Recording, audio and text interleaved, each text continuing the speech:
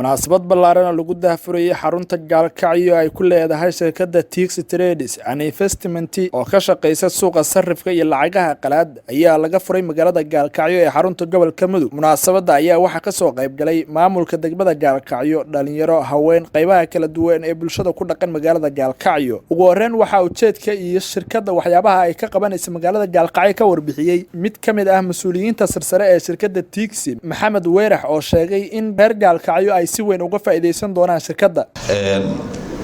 xafladan ugu talagalnay daahfur waa ku mahadsantihiin ka soo qaybgalka aad ka soo qayb gasheen iyo sida aad noo ajiibteen iyo waqtigiina qaaliga ah oo aad nagu bixiseen aad iyo aad baan idinkaga mahadcelinaynaa marka koowaad iyo mar labaadba.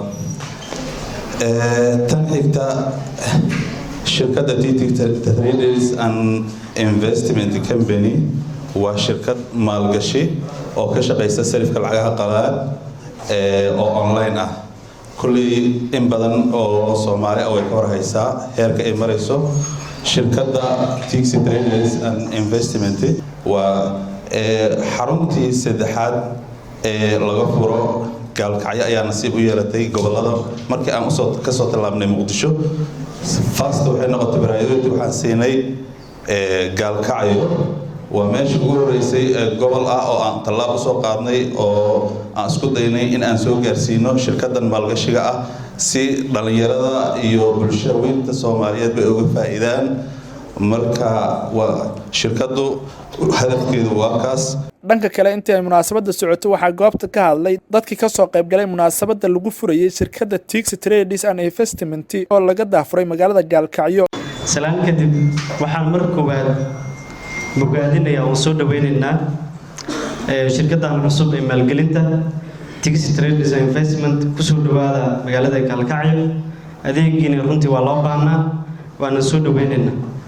soo dhaweyn kadib waxaan rabaa adeegan cusub ee Soomaaliya ku cusub inaan wax yar oo kooban aan dul istaago aan isku dayo inaan bulshada inta aan aqoon aan isku dayo inaan fahansiiyo.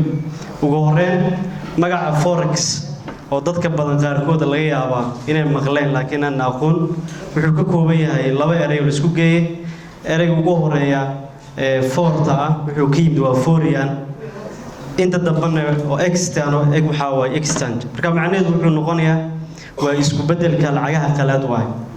aad iyo aad ayay ugu faa'iidayaan. anagana nagama dheera 250 ayay noo jirtaa. fursaddan qaaliga ah waan ka faa'iideysan doonaa hadduu Ilaahay yiraahdo. waan u hambalyeynaa dadka maal gashtay anagana waan maal gashan doonaa hadduu Ilaahay yiraahdo. cid kastana waxaan rabnaa insha Allah tacaala fursaddaas qaaliga ah haysato inay ka faa'iideysato sida Soomaalida ugu faa'iideystaan adduunka ugu faa'iideystay.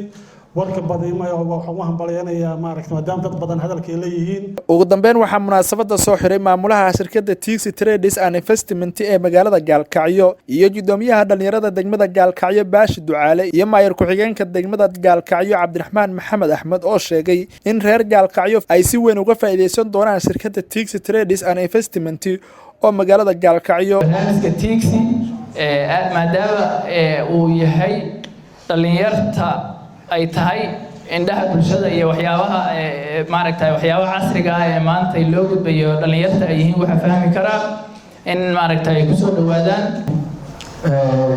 aniga ka dhalinyar ahaan waxaan inta badan taageeraa kambaniyada inta badan bulshada u dhaqaaqa sida hadda la socotaan gobolka Mudug ama magaalada Gaalkacyo waa meelaha inta ugu badan Soomaaliya ganacsigu ugu maaragtay ugu badan yahay. waa Gaalkacyo waa center Soomaaliya waa bartilmaaha la yiraahdo waa centerka Soomaaliya.